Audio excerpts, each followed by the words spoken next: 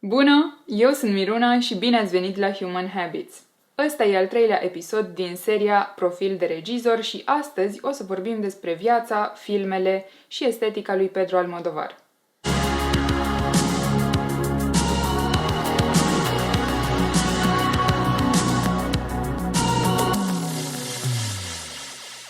O să încep cu o biografie scurtă ca să avem cât de cât un context pentru filme și pentru celelalte chestii despre care o să povestim azi. Pedro Mercedes Almodóvar Caballero, sau pe scurt cum îl știe toată lumea Pedro Almodóvar, s-a născut pe 25 septembrie 1949 în Calzada de Calatrava, Spania. În 1968 s-a mutat în Madrid, unde a supraviețuit vânzând vechituri. Almodóvar n-a făcut nicio școală de film pentru că, 1. N-avea bani, deci nu-și permitea, și 2. La începutul anilor 70, oricum toate școlile de film erau închise la comanda dictatorului Francisco Franco. În situația asta, Almodóvar a început să lucreze la o companie de telefonie și a pus bani deoparte și a cumpărat camera asta și timp de 7 ani a făcut scurtmetraje. Primul lungmetraj l-a făcut în 1980 și tema principală era scena punk rock din Madrid în perioada de după moartea lui Franco. După asta, Almodóvar a început colaborările cu Antonio Banderas. Iar în 1988 a fost pentru prima dată recunoscut internațional după ce filmul Mujeres al borde de un ataque de nervios a fost nominalizat la premiul Oscar pentru cel mai bun film străin. De aici, Almodóvar și-a luat avânt și a început să abordeze tot felul de teme.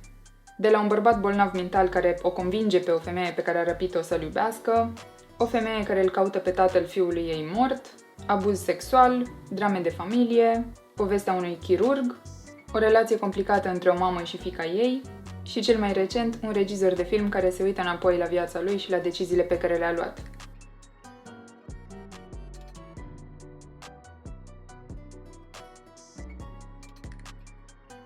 Pentru filmul ăsta, Almodóvar a fost regizor, scenarist și producător. Filmul a fost lansat în 1988.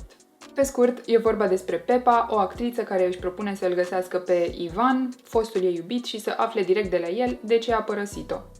Pe parcurs, Pepa îi cunoaște pe soția și copilul lui Ivan. Candela, prietena ei, se teme că ar putea fi căutată de poliție din cauza fostului ei iubit care e terorist.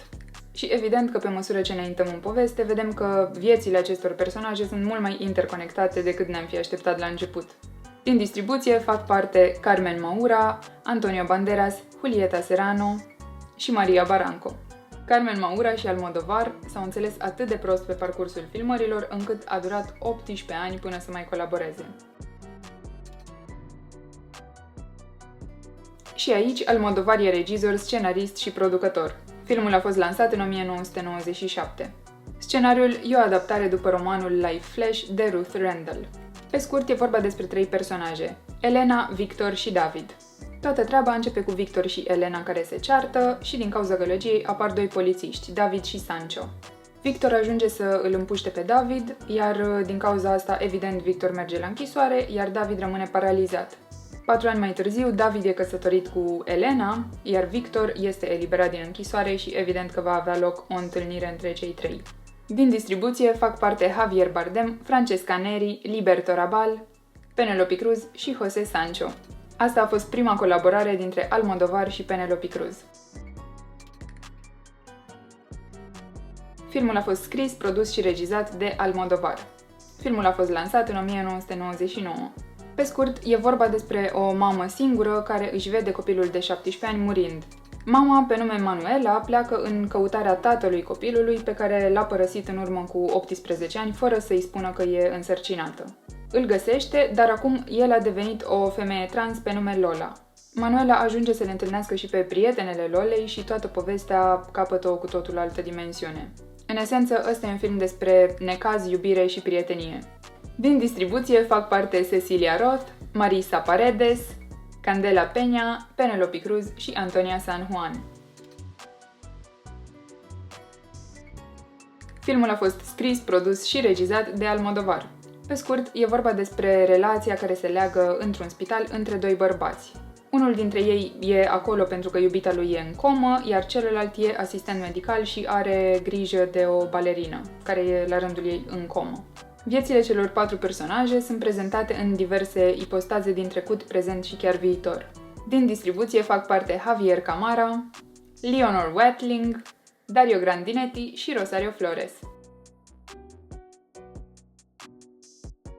Știți deja povestea, filmul e scris, regizat și produs de Almodovar. Acțiunea se petrece în Madrid în anii 80 și e vorba despre Ignacio, care vine să își viziteze un prieten din copilărie pe care nu l-a mai văzut de 16 ani, pe nume Enrique. În prezent, Enrique e un regizor super cunoscut, iar Ignacio e actor. În principal, Ignacio vine la Enrique cu un scenariu autobiografic pe care speră că Enrique îl va transforma în film și evident că îl va alege pe Ignacio în rolul principal. Întâlnirea asta le va schimba viața atât lor cât și unui alt personaj din trecutul lor comun. Din distribuție fac parte Gael García Bernal, Fele Martinez, Daniel Jiménez Cacho și Francisco Maestre. Filmul e scris, regizat și produs de Almodovar. Pe scurt, e vorba despre 2 surori. Raimunda, care locuiește împreună cu fiica ei Paula și soțul ei bețiv Paco, și Sole, care lucrează la negru ca frizeriță. Părinții celor 2 surori au murit într-un incendiu în urmă cu câțiva ani, iar singura lor rudă rămasă în viață e o soră din partea mamei, adică mătușa lor pe nume Paula. Raimunda și Sole se reîntorc în satul lor natal și își vizitează mătușa, care vorbește foarte ciudat despre mama fetelor, ca și cum ea ar fi încă în viață. Moare și mătușa Paula, iar viața celor 2 surori urmează să se schimbe radical. Din distribuție fac parte Penelope Cruz, Carmen Maura, Lola Dueñas, Blanca Portillo și Johanna Cobo. Penelope Cruz a fost prima actriță spaniolă care a fost nominalizată vreodată la premiul Oscar pentru cea mai bună actriță în rol principal.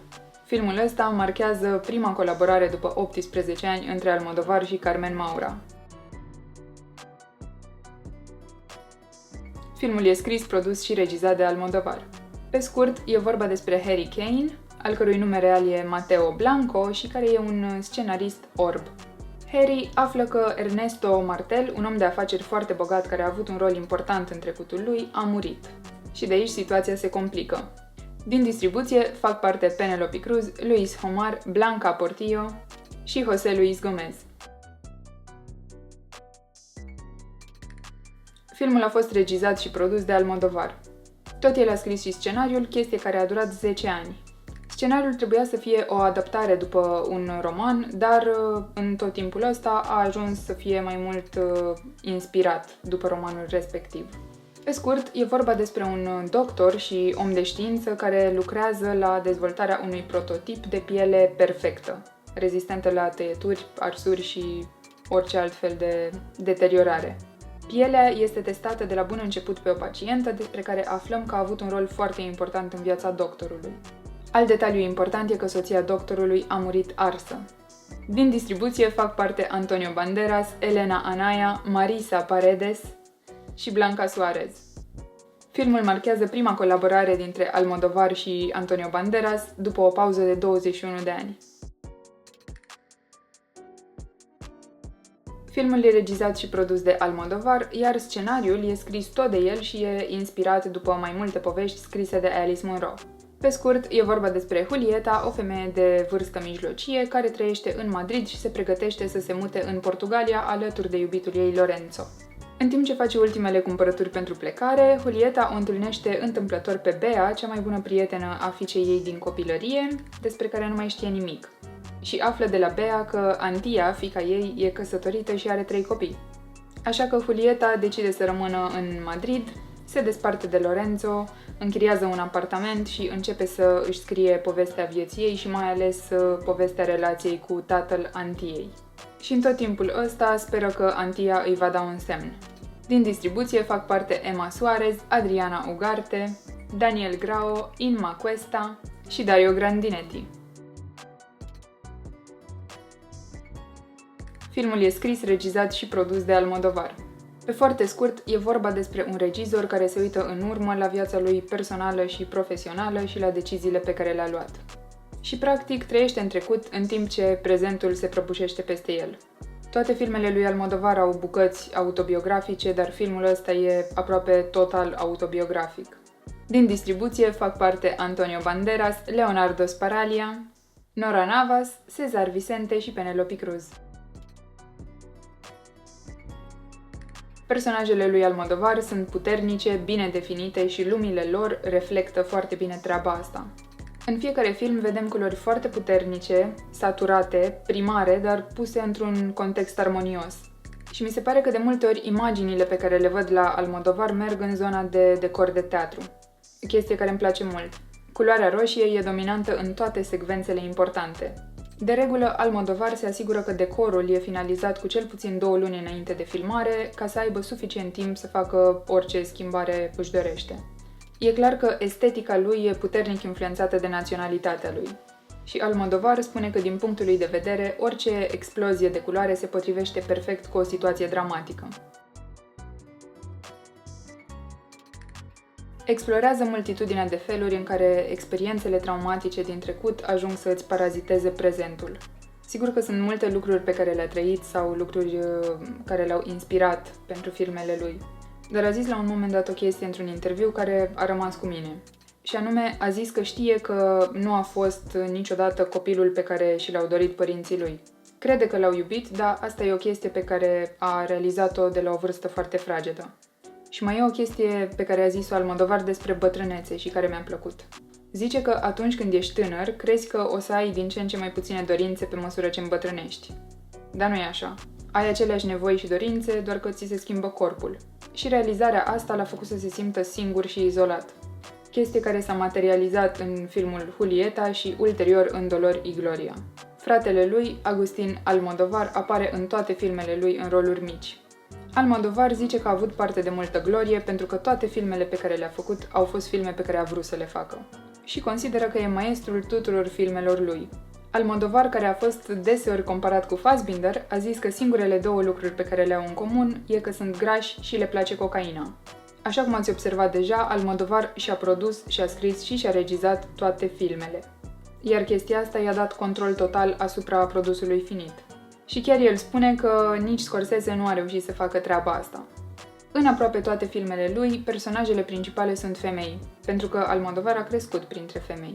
Și a observat că în timp ce bărbații erau plecați la muncă, femeile trebuiau să se ocupe de copii, de nașteri, de relații și de morți.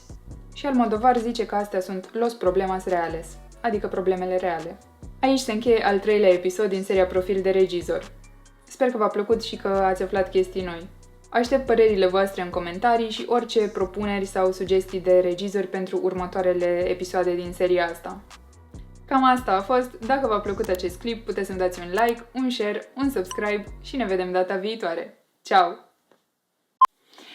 Am rămas fără aer că n-am mai respirat. Să petrecem cu Robbie Bambam. Carmen Maura și Almodovar s-au înțeles atât de prost pe parcursul... Viețile celor... Din distribuție fac parte Javier Camara...